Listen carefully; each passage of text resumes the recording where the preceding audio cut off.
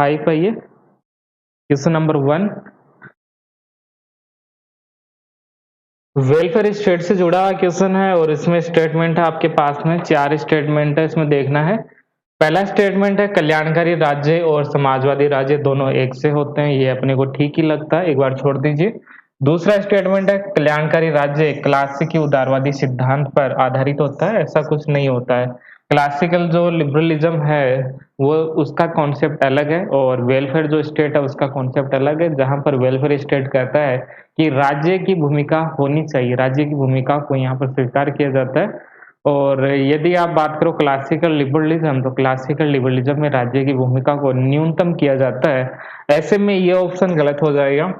कल्याणकारी राज्य एक समाजवादी राज्य है, कलेक्टिविज्म स्टेट की बात यहाँ पर की जा रही है, तो ये भी हो सकता है। कल्याणकारी राज्य में नव उदारवाद के सिद्धांत निहित है। नव उदारवाद तो क्लासिकल लिबरलिज्म को ही मॉडिफाई करके बनाया गया है, तो यहाँ पर कोई भी रिलेशन इसमें नहीं है, तो ये भी हटा देंगे। ऑप्शन है आपके पास में 2 ऑप्शन है। अब पहला ऑप्शन है कल्याणकारी राज्य और समाजवादी राज्य दोनों एक से होते हैं, तो समाजवादी राज्य और कल्याणकारी राज्य एक से हो सकते हैं। इनमें से आपको प्रायोरिटी देनी होती है कि आप किसको चुन सकते हो। तो इसके अंतर्गत ये एक कलेक्टिविज्म स्टेट होता है, वेलफेयर स्टेट कह सकते हो आप, कलेक्टिविज्म स्टेट कह सकते हो। इसके अंतर्गत क्या करते हैं, इसके अंतर्गत हम जो कलेक्टिविज्म स्टेट की जो अवधारणा है उसमें राज्य की भूमिका को स्वीकार किया जाता है। ओके, जो स्टेट है, स्टेट का जो रोल है उसको इसमें स्वीकार किया जाता है। दूसरा, इसमें नेशनलाइजेशन को अप्लाई कर सकते हैं, यानी राष्ट्रीयकरण है, सरकार का यहाँ पर अधिकार हो जाएगा संसाधनों पर, तो ये क्या हो गया, राष्ट्रीयकरण।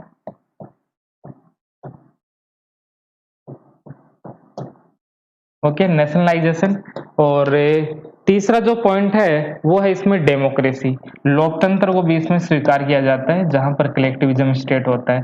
तो लोकतंत्र हो गया, राष्ट्रीयकरण हो गया, और एक हो गया राज्य की भूमिका को इसमें स्वीकार किया जाता है। और राज्य की भूमिका को स्वीकार इसलिए किया जाता है कि इनका मानना है कि राज्य अच्छा होता है, राज्य के द्वारा वेलफेयर से जुड़े हुए काम किए जा सकते हैं, तो ऐसे में राज्य की भूमिका को यहाँ पर पॉजिटिव व्यू में स्वीकार करते हैं। और कौन कौन से स्कॉलर है इसमें हम शामिल कर सकते हैं, टी.एच. ग्रीन को हम शामिल कर सकते हैं, सबसे महत्वपूर्ण विचारक है टी.एच. ग्रीन और इमैनुअल कांट, इन दोनों को हम इस प्रकार के विचारों में हम शामिल कर सकते हैं जो कि राज्य की भूमिका को स्वीकार करते हैं। तो ये सब कौन है, ये सब कौन है, ये सब है कलेक्टिविज्म स्टेट से जुड़े हुए, और जो कल्याणकारी राज्य की जो अवधारणा है वो एक समाजवादी राज्य है। ये अपना क्वेश्चन हो जाएगा ऐसे, तो ये बिल्कुल ठीक होगा, 3 नंबर इसमें। क्वेश्चन नंबर है सेकंड, निम्न में से किसके पास में राज्य का सिद्धांत नहीं है, राज्य का सिद्धांत नहीं है, कौन सा ऐसा है इसमें। आसान सा क्वेश्चन है ये। फेबियन समाजवाद के पास में स्टेट होता है, श्रम संघवाद के पास में स्टेट होता है, और यदि हम बात करें श्रेणी समाजवाद तो इसके पास भी स्टेट है। लेकिन जो एनार्किज्म है, अराजकतावाद है, ये स्टेट थ्योरी नहीं देता है। इनका मानना क्या है, ये तो बोलते हैं कि राज्य हो ही नहीं सकता, राज्य नहीं होना चाहिए, और ये जो विचार है अराजकता का, ये सबसे बड़ा व्यक्तिवादी विचार है। ओके, तो अराजकता का क्या है, एक सबसे बड़ा व्यक्तिवादी विचार। यदि आपको पूछे जो व्यक्ति की स्वतंत्रता की बात करें, व्यक्ति की नैतिक स्वतंत्रता की बात करें, तो वो होगा अनार्किज्म, अराजकतावाद। और ये अंतिम स्टेज होती है जब मानव का डेवलपमेंट हो जाता है, जब सभी मानव अच्छे हो जाते हैं। ओके, जब किसी ऐसे मानव जिनके मन में किसी प्रकार का वॉयलेंस नहीं होता है, तो ऐसे मानव जिनका डेवलपमेंट हो गया है, और जब इनका डेवलपमेंट हो जाता है, मॉरल डेवलपमेंट हो जाता है, तो वो इस कंडीशन में पहुंच जाते हैं अनार्किज्म में। ओके, अराजकतावाद में जहां पर इनको किसी भी निर्देश की आवश्यकता नहीं है, वो खुद से काम कर लेंगे, इसमें स्टेट की आवश्यकता नहीं होती है। तो ऐसे में व्यक्ति पर सबसे ज्यादा यदि फोकस किया जाता है तो वो है अनार्किज्म, ना कि लिबरलिज्म। सबसे बड़ा व्यक्तिवादी विचारक हम कह सकते हैं आदर्श स्थिति में। व्यवहार में इसको अप्लाई करना पॉसिबल नहीं है। ये अंतिम स्टेज है, लास्ट स्टेज है व्यक्ति के डेवलपमेंट की, जहां पर व्यक्ति का जब पूर्ण विकास हो जाता है, जब व्यक्ति मॉरल हो जाता है, ओके, तब हम इस प्रकार के स्टेट में रह सकते हैं जहां पर यदि बात करें तो किसी का कंट्रोल नहीं होगा, कोई भी यहाँ पर गवर्नमेंट नहीं होती है और व्यक्ति है खुद से ही शासन करता है। यहाँ पर किसी का भी प्रेशर व्यक्ति के ऊपर नहीं होगा। तो सबसे बड़ा ये क्या है, एक व्यक्तिवादी विचारक है और इसमें राज्य को स्वीकार नहीं किया जाता, राज्य को समाप्त इसमें कर दिया जाता है। ओके, तो मानव स्वतंत्रता से जुड़ा हुआ सबसे बड़ा व्यक्तिवादी विचार, सबसे बड़ा आदर्शवादी विचार यदि हम बात करें तो वो है अराजकतावाद।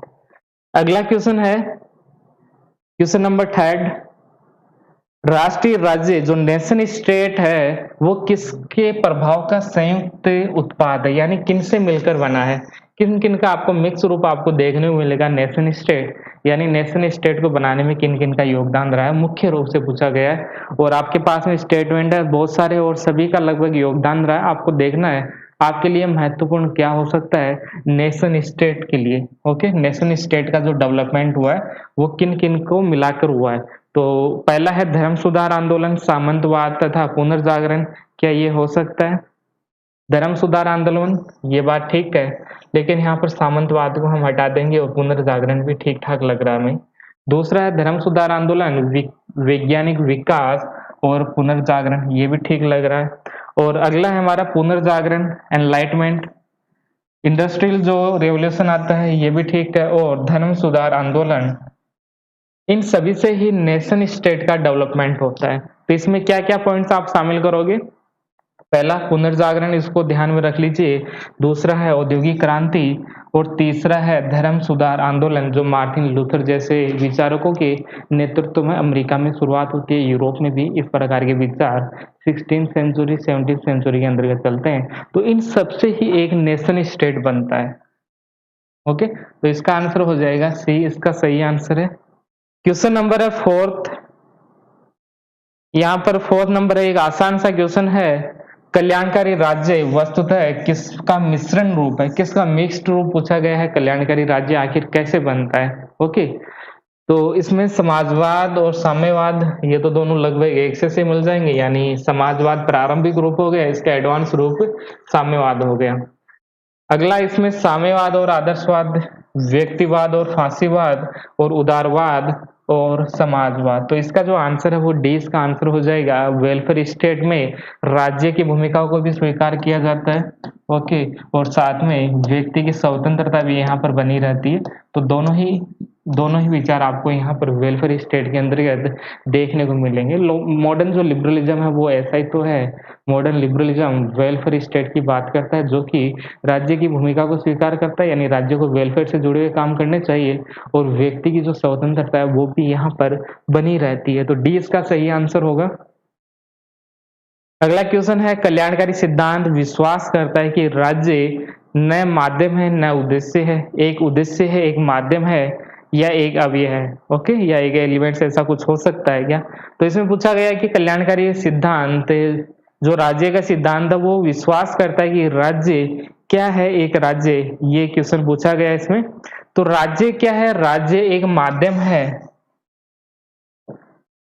उदारवाद की अवधारणा आपने पढ़ी है, और उदारवाद में किस पर फोकस किया जाता है? व्यक्ति पर, यानी व्यक्ति की स्वतंत्रता, व्यक्ति की स्वतंत्रता पर इस पर फोकस किया जाता है, और यही हमारा साध्य होता है, ये हमारा गोल है, यानी व्यक्ति की स्वतंत्रता को बनाए रखना ही हमारा गोल है। और इसके रास्ते में माध्यम है, एक मीन की तरह काम करता है राज्य व्यक्ति की स्वतंत्रता को सुनिश्चित करता है। यदि कहीं प्रॉब्लम आता है तो राज्य उस बाधा को दूर करता है। ओके, तो राज्य क्या हो गया? राज्य एक माध्यम है जो कि व्यक्ति की स्वतंत्रता को सुनिश्चित करता है, व्यक्ति की स्वतंत्रता को बनाए रखता है, और जो भी व्यक्ति स्वतंत्रता का उल्लंघन करता है उसके लिए सजा का प्रावधान भी राज्य ही करता है। तो राज्य क्या हो गया? राज्य एक माध्यम हो गया। किसके लिए माध्यम हो गया? व्यक्ति की स्वतंत्रता को बनाए रखने के लिए। तो ये क्वेश्चन नंबर हो गया 5 नंबर।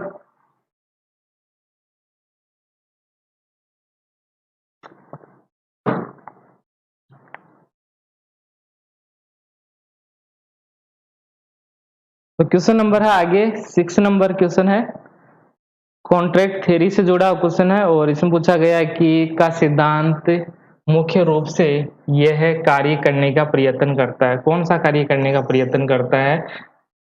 सोशल कॉन्ट्रैक्ट थ्योरी में क्या बताया गया? इसको ये जो थ्योरी दी जाती है उसके देने का कारण आखिर क्या है? ये क्वेश्चन में पूछा गया है, सोशल कॉन्ट्रैक्ट थ्योरी। तो इसमें राज्य के ऐतिहासिक उद्गम का पता लगाना, क्या ये सही हो सकता है? दूसरा, इसमें राजनीतिक बाध्यता के आधार की व्याख्या करना, और तीसरा इसमें यथास्थिति का औचित्य स्थापित करना, और क्रांति द्वारा समाज में आमूल परिवर्तन लाना। जो भी आप पॉलिटिकल थ्योरी पढ़ते हो और पॉलिटिकल वेस्टर्न थिंकर या इंडियन स्कॉलर जो भी पढ़ते हो, उनका एक ही काम है, पॉलिटिकल ऑब्लिगेशन को जस्टिफाई करना। ये क्या है? Political obligation.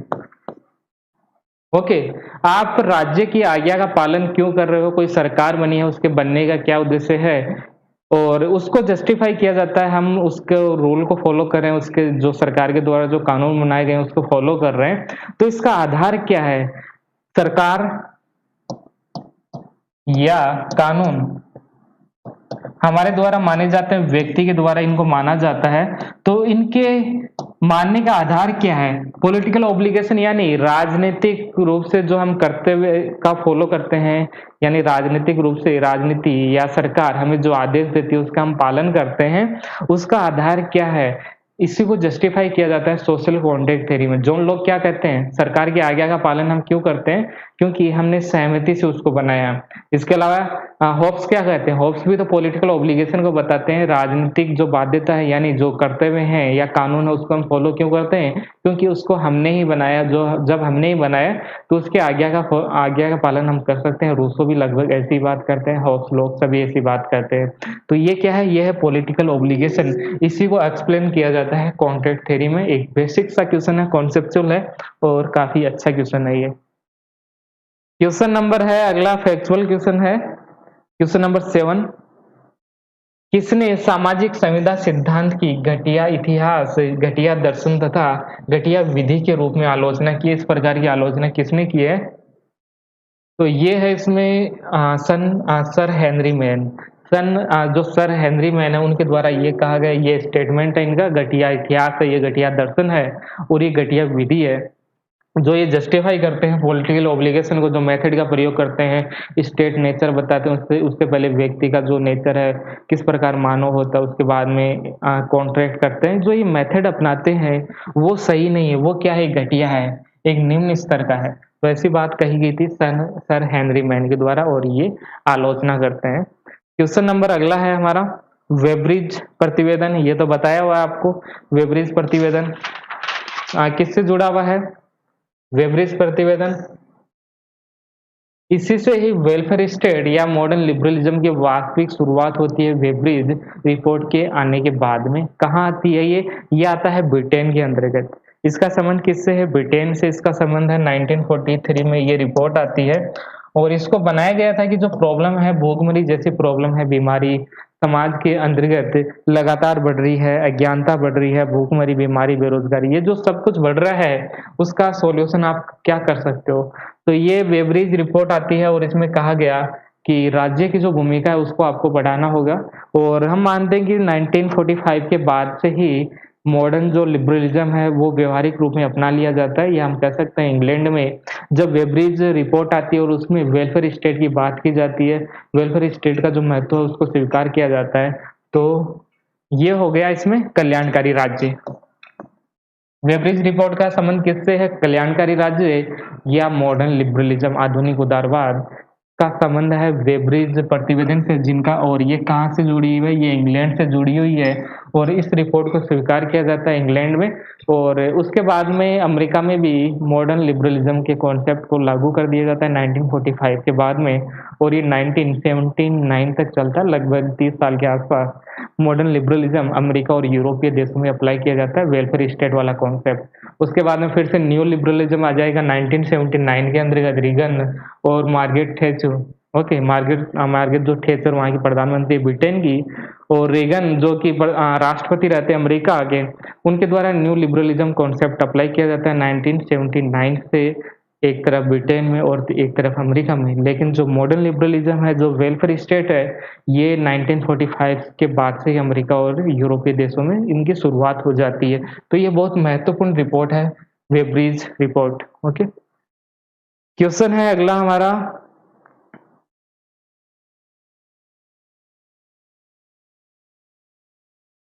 Question number 9। मिलाना है आपको इसमें क्या क्या हो सकता है। ओके, पहला है वैज्ञानिक समाजवाद। क्या होता है वैज्ञानिक समाजवाद?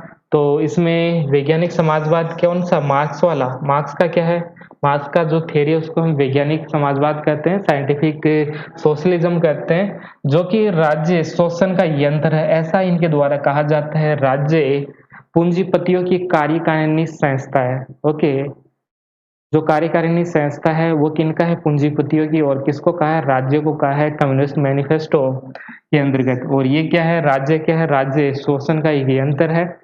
वैज्ञानिक समाजवाद ये हो गया, तो एक में सेकंड हो जाएगा। ओके, ये आसान सा क्वेश्चन है, यहीं से हो गया कंप्लीट हमारा। यदि हम बी की हम बात करें, प्रत्ययवाद, यानी इसको आप आदर्शवाद भी कह सकते हो, आइडियलिज्म जिसको हम कहते हैं, आदर्शवाद।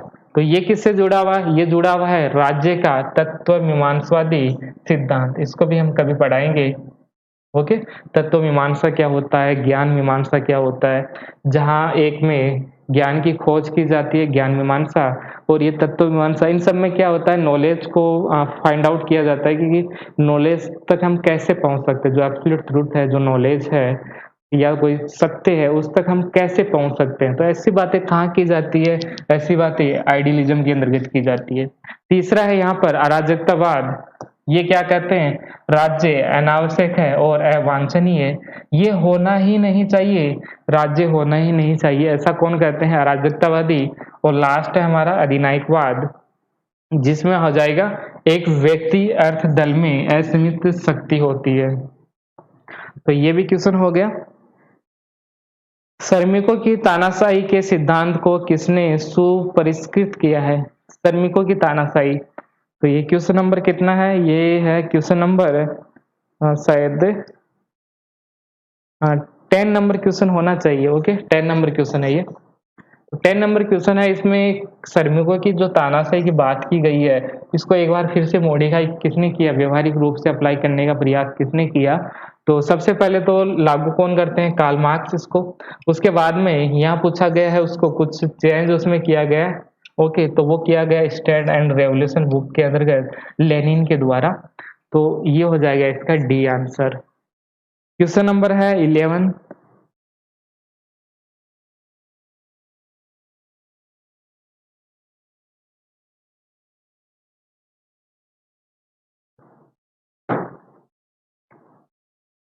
क्वेश्चन नंबर 11 है, अरस्तु से जुड़ा हुआ। अरस्तु के अनुसार राज्य व्यक्ति का पूर्वगामी होता है। ओके, इन पर तो हमने बहुत बात कर ली है पहले भी। अरस्तु के अनुसार राज्य एक नेचुरल इंस्टीट्यूशन है, ये बात कही गई है क्या, सही बात है। अरस्तु के अनुसार राज्य व्यक्ति का पूर्वगामी होता है, क्या ये स्टेटमेंट ठीक है, ये भी ठीक है। और राज्य क्या है, एक नेचुरल इंस्टीट्यूशन है। लेकिन इनके बीच का जो रिलेशन है वो ठीक से नहीं दिया गया है। दोनों स्टेटमेंट बिल्कुल ठीक है, ए और आर दोनों सही, किंतु आर ए की सही व्याख्या नहीं है। तो इसका आंसर हो जाएगा सी। इसको बताने की आवश्यकता नहीं है, राज्य व्यक्ति का पूर्वगामी किस प्रकार से, इस पर पहले भी वीडियो आ चुकी है, उनमें बता दिए गए, फिर से यहाँ पर बताने की आवश्यकता नहीं है। तो इसमें सी आंसर है। अगला क्वेश्चन है, यहाँ पर मार्क्सवादी दृष्टिकोण की व्याख्या करता है, ऐसा कौन सा लक्षण है। मार्क्सवादी दृष्टिकोण, कौन सा लक्षण राज्य के निर्माण में मार्क्सवादी दृष्टिकोण की व्याख्या करता है। तो प्राइवेट प्रॉपर्टी, कैपिटलिज्म, इन दोनों में आप कंफ्यूज हो सकते हो। विशिष्ट अधिकारी तंत्र और सार्वजनिक ऋण का अनुबंध। ओके, प्रॉब्लम इन दोनों में हो सकती है, कैपिटलिज्म आएगा या प्राइवेट प्रॉपर्टी आएगी। लेकिन जो अवधारणा है, मार्क्सिस्ट जो अप्रोच है वो किस पर बेस है, निजी संपत्ति पर। निजी संपत्ति को वो समाप्त करना चाहते हैं और उसके बाद में पूंजीवाद की अवधारणा देते हैं। लेकिन शुरुआत क्या है, यदि आप देखना चाहो तो वो क्या है, कैपिटल। Private property. ओके, जो प्राइवेट प्रॉपर्टी है उसके आधार पर ही बताते हैं कि किस प्रकार शोषण होता है, और यदि हम प्राइवेट प्रॉपर्टी नाम की जो संस्था है इनको हम समाप्त कर देंगे तो समाज में जो शोषण हो रहा है, जो सर्वहारा वर्ग का शोषण हो रहा है वो समाप्त हो जाएगा। तो ये हो गया इसमें निजी संपत्ति।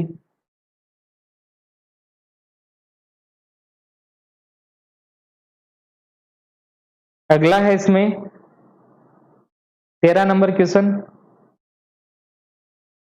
सामाजिक संविदा सिद्धांत के अनुसार राज्य क्या है? राज्य क्या एक नैतिक संस्था है?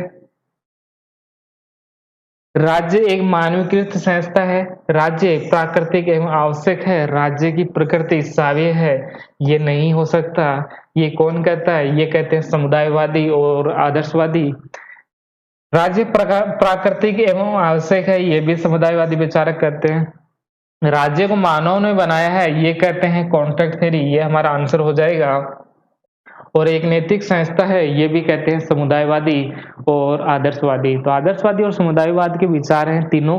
और यदि हम इसकी बात करें तो ये जुड़ा हुआ है सोशल कॉन्ट्रैक्ट थ्योरी यानी हॉब्स लॉ प्रूफ से जुड़ा हुआ है। वो तो बताते हैं कि मानव ने ही बनाया है, मानव और मानव के बीच का जो कॉन्ट्रैक्ट है उसके बाद में स्टेट बनता है, और स्टेट के बाद में गवर्नमेंट बन सकती है, किसी में बनती है और किसी में एक ही कॉन्ट्रैक्ट होता है। तो इस प्रकार से सोशल कॉन्ट्रैक्ट थ्योरी यहाँ पर चलती है। तो आंसर क्या होगा इसका? 20 का आंसर होगा मानव ने ही तो बनाया है। सोशल कॉन्ट्रैक्ट के द्वारा स्टेट बनाते हैं वो, या एक समुदाय बनाते हैं, या एक सिविल सोसाइटी बनाते हैं। तो बनाते कौन है? व्यक्ति ही बनाते हैं, मानव ही बनाते हैं। तो राज्य को बनाया गया है, ये पहले से नहीं है।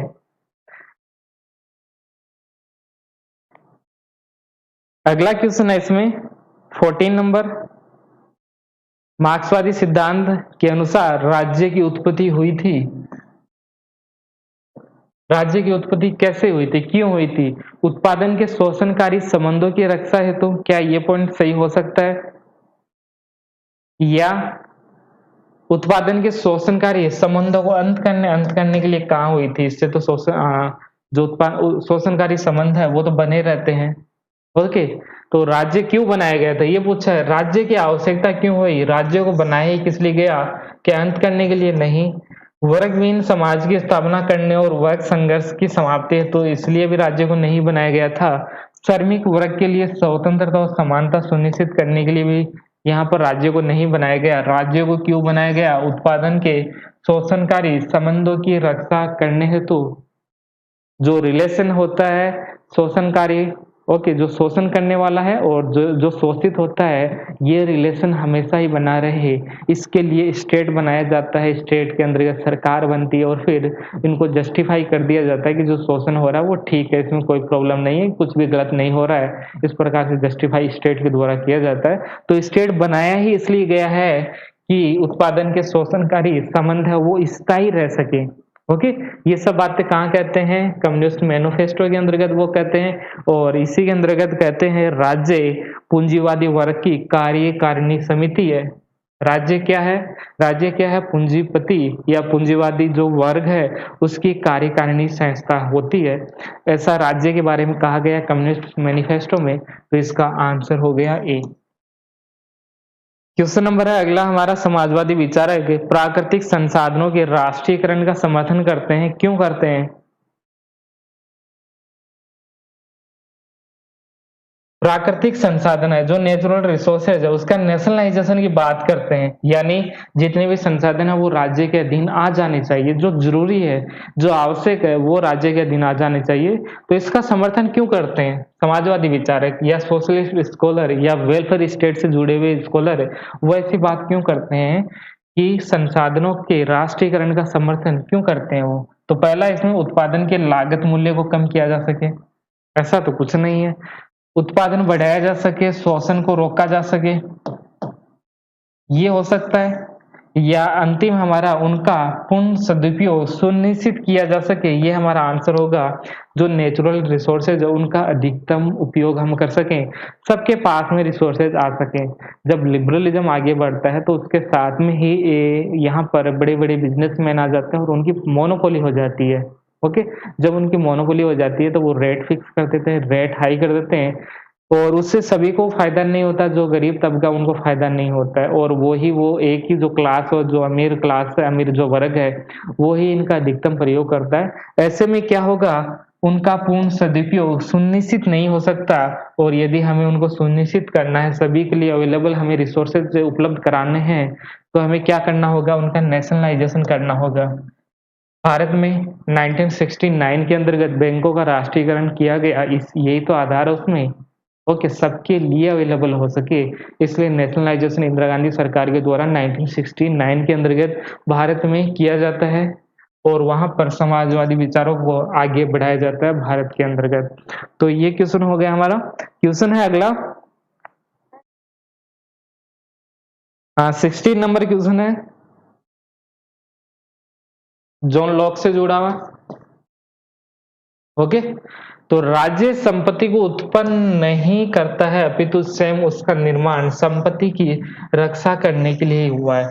तो राज्य क्या, राज्य संपत्ति को उत्पन्न नहीं करता है, बल्कि उसको बनाया ही इसलिए गया है हमने कि वो संपत्ति की रक्षा कर सके। तो जहां पर संपत्ति की बात ज्यादा होती है वहां पर तो जोन लॉक हम कर ही सकते हैं। राज्यों को क्यों बनाया, जीवन को बनाए रखने के लिए, दूसरा संपत्ति की सुरक्षा के लिए, तीसरा स्वतंत्रता को बनाए रखने के लिए, इसलिए तो हमने स्टेट बनाया और ये राइट हमारे साथ में हमेशा ही रहेंगे। तो इन सबको सुरक्षित करने के लिए हमने राज्य बनाया है, ऐसी बात जॉन लॉक के द्वारा की जाती है। क्वेश्चन नंबर है अगला हमारा 17, रूसो का जोड़, रूसो से कॉन्सेप्ट है और रूसो के उपरांत किस दार्शनिक ने सोशल कॉन्ट्रैक्ट की अवधारणा को एक दार्शनिक युक्ति के रूप में प्रयोग किया। ओके, एक मेथड के रूप में इनका प्रयोग किया, एक विधि के रूप में इसका प्रयोग किसके द्वारा किया गया था, रूसो के बाद में। तो रूसो के बाद में यहाँ पर जॉन रॉल्स के द्वारा, जॉन रॉल्स के द्वारा इसी विधि का प्रयोग किया जाता है, सोशल कॉन्ट्रैक्ट थ्योरी का, और वो एक कल्पना करते हैं और उसी कल्पना के द्वारा ये विचार करते हैं कि न्याय के लिए सबसे अच्छा क्या हो सकता है, न्याय को ढूंढने का वो प्रयास करते हैं और सबसे अच्छा न्याय क्या हो सकता है, इसी का आंसर जॉन रॉल्स अपनी बुक के अंतर्गत देते हैं, थियरी ऑफ जस्टिस के अंतर्गत। ओके, तो ये हो गया जॉन रॉल्स। इसी से जुड़ा हुआ क्वेश्चन है, ऐसा ही क्वेश्चन एक और है, यह सोशल कॉन्ट्रैक्ट थ्योरी का प्रयोग किनके द्वारा किया गया, सिद्धांतों को बनाने के लिए कुछ थ्योरी का निर्माण करना था, तो ऐसे कौन से विचारक है जिन्होंने इसका प्रयोग किया सोशल कॉन्ट्रैक्ट थ्योरी का। तो सबसे पहले जॉन रॉल्स यहाँ पर हो गई, हॉब्स लॉक रूसो की हम बात नहीं कर रहे हैं, हमारे पास में ऑप्शन ही 4 इसी में आपको देखना है। तो 2 नंबर हो जाएगा इसमें, ये हटा दीजिए, ये हट गया। ओके, और उसके बाद में है मार्क्स नहीं करते हैं, लेनिन नहीं करते हैं, लेकिन नॉजिक यहाँ पर जॉन लॉक के विचारों को एक बार फिर से मॉडिफाई करते हैं, संपत्ति के विचारों को जो जॉन लॉक के द्वारा दिए गए थे उनको एक बार मॉडिफाई किया जाता है नॉजिक के द्वारा और इस सोशल कॉन्ट्रैक्ट थ्योरी को प्रयोग में लेते हैं। तो आंसर हो जाएगा 2 और 4, बी इसका आंसर हो जाएगा, सोशल कॉन्ट्रैक्ट थ्योरी वाला। और अब है हमारा क्वेश्चन है अगला, 19 नंबर क्वेश्चन है, एक ठीक ठाक क्वेश्चन इसको माना जाता है और इसमें क्या कहा गया, आधुनिक राज्य जो व्यवस्था है, मॉडर्न जो स्टेट बना है उसका डेवलपमेंट किस प्रकार से हुआ, तो ये सब पूछा गया। इसमें कौन कौन सी ट्रीटी है जो कि महत्वपूर्ण है। तो वियना कांग्रेस कब बनता है, वियना कांग्रेस वाटरलू वार होता है 1815 में, सॉरी 1815 तक नेपोलियन की हार हो जाती है और उसको बाद में भेज दिया जाता है किसी द्वीप के ऊपर। और इस वाटरलू जब युद्ध समाप्त हो जाता है उसके बाद में यूरोप के जो देश है, पावरफुल कंट्रीज है, वो एक जगह आते हैं और फिर वियना कांग्रेस जिसको हम बोलते हैं, एक जगह आते हैं और फिर डिसाइड करते हैं कि इस विश्व व्यवस्था को हम कैसे हमें चलाना है। तो कुछ रूल और रेगुलेशन इस वियना कांग्रेस के अंतर्गत बनाए जाते हैं कि यूरोप अब आगे किस प्रकार से चलेगा। ओके, तो ये क्या है, वियना कांग्रेस कब बना था, 1815 के अंतर्गत बना था और इसके बाद में विश्व किस प्रकार से रेगुलेट होना चाहिए, इन सब के बारे में यहाँ पर ट्रीटीज होती है। दूसरा है पेरिस पीस ट्रीटी, ये कब हुई, ये हुआ था ये 1919, ओके, सेकेंड वर्ल्ड वार के बाद में, after second world war. Okay, तो सेकेंड वर्ल्ड वार के बाद में 1919 के अंतर्गत 1920 के अंतर्गत ये पेरिस पीस ट्रीटी होती है और फिर फिर क्या होता है, सेकेंड वर्ल्ड वार तक इस प्रकार का सिस्टम यहाँ पर चलाया जाता है। तो पेरिस पीस ट्रीटी में ये बताया गया था कि अब विश्व कैसा चलाना है, हमें आगे किस प्रकार से हमें रेगुलेट करना है। ओके, तो पेरिस पीस ट्रीटी यानी 1919 से ये चलता है 1938 तक चलता है, या आप ये लिख सकते हो 1945 भी आप लिख सकते हो। तो पेरिस पीस ट्रीटी के अनुसार विश्व चलता है 1945 तक। और एक और है हमारे पास में ट्रीटी ऑफ वेस्टफिलिया 1648। यूरोप के अंतर्गत 30 वर्षीय युद्ध हुआ था, एक बड़ा युद्ध हुआ था, धार्मिक धर्म से जुड़ा हुआ ये हुआ था, लेकिन बाद में पॉलिटिकल इश्यू बन जाता है। और जब ये युद्ध समाप्त होता है उसके बाद में यूरोप के जो बड़े देश थे वो सभी एक जगह आते हैं, वेस्टफिलिया की ट्रीटी करते हैं, नेशन स्टेट का कॉन्सेप्ट इसी में आता है। और फिर वो कहते हैं कि आगे हमें इस विश्व को कैसे चलाना है। ओके, तो ये ट्रीटी हुई थी 1648 के अंतर्गत। और लास्ट है हमारी treaty of Utrecht. Treaty of Utrecht तो ये हुआ था 1713 के आसपास ये ट्रीटी हुआ था। ओके, 1713 से 15 तक ये कई सारे इसमें समिट होते हैं, इनके सम्मेलन इनके कई सारे होते हैं। और फिर इसमें डिसाइड किया गया आगे हमें किस प्रकार से चलाना है, इस विश्व को हमें आगे कैसे चलाना है। तो ये पूरा सिस्टम हो गया। तो इसको शुरुआत करते हैं हम। ट्रीटी ऑफ वेस्टफिलिया यानी 1648 से 1713 तक व्यवस्था इसी के आधार पर चलती है। ट्रीटी ऑफ यूट्रेक्ट यानी 1713 से वियना कांग्रेस तक यानी 100 वर्ष, अगले 100 वर्ष तक जो व्यवस्था चलती है वो चलता है ट्रीटी ऑफ यूट्रेक्ट के अनुसार। वियना कांग्रेस 1815 में आ गए और अगले 100 साल तक 1919 तक। ओके, तो पेरिस 1919 तक किसके अनुसार चलता है, वियना कांग्रेस के अनुसार। और फिर 1919 से 1945 तक जो विश्व व्यवस्था चलती है वो है पेरिस पीस ट्रीटी। तो ये सबसे बाद में हो जाएगा, सेकंड नंबर वाला।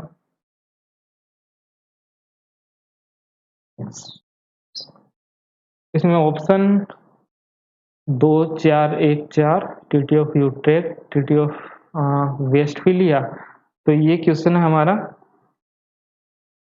तो सबसे पहले हो जाएगा इसमें ट्रीटी ऑफ वेस्टफिलिया 3 नंबर। ओके, और उसके बाद में हो जाएगा ट्रीटी ऑफ यूट्रेक्ट 4 नंबर। और उसके बाद में हो जाएगा एक, ओके, 3 4 1। और यहाँ पर थोड़ा सा चेंज कर लीजिए, यहाँ पर हो जाएगा 2। ओके, ऐसे कर लीजिए इसको, थोड़ा सा ये गलती हो गई है, इसको ठीक कर लीजिए। 3 4 1 2 इस प्रकार से ये चलता है। तो ये तो हमने समझ लिया ही, इसमें कोई प्रॉब्लम नहीं होगा। सबसे पहले कब क्या होता है, ट्रीटी ऑफ वेस्टफिलिया होता है, उसके बाद में यूट्रेक्ट होता है, ट्रीटी ऑफ यूट्रेक्ट का। उसके बाद में होता है वियना कांग्रेस, और सबसे लास्ट में होगा पेरिस पीस ट्रीटी। तो इसका आंसर थोड़ा ठीक कर लीजिए आप।